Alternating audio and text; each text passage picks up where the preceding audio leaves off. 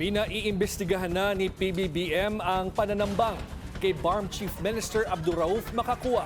Nangyari ang insidente ilang linggo bago ang parliamentary elections. Narito ang Agenda Weekend Report ni RJ Rosalado.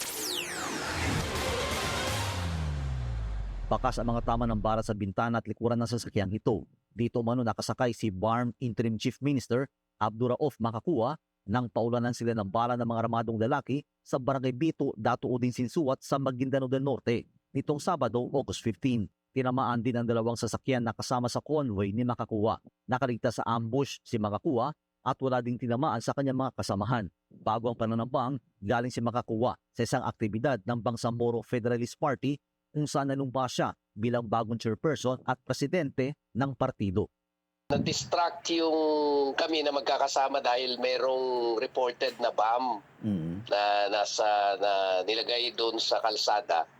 So nagkaroon ng blockade yung kalsada, nag-cause ng matinding traffic.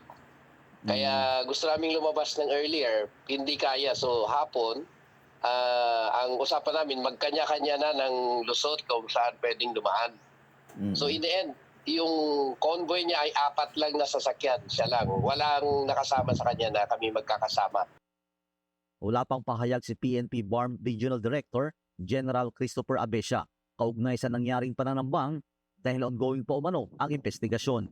Pero ayon kay Sina Rainbow, mukhang planado at pinaghandaan ang pananambang sa Interim Chief Minister. Hindi pa rin malinaw sa ngayon kung may kinalaman ba ito sa nalalapit na parliamentary elections sa Bangsamoro Region at ang paglipat ni Makakua sa bagong partido.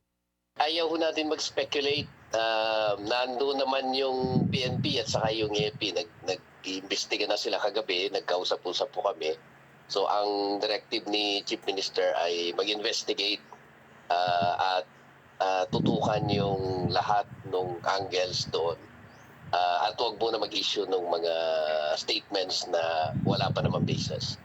Pero hindi raw makaantala sa kauna-unahang BARM parliamentary elections sa September 14 ang tangkang pananambang kay Makakua. Sa isang statement, sinabi ni Chief Minister na nakalulungkot ang pangyayari. Paalala raw ito sa hamon na patuloy na kinakaharap ng rehiyon sa paggamit ng tunay at pangmatagalang kapayapaan.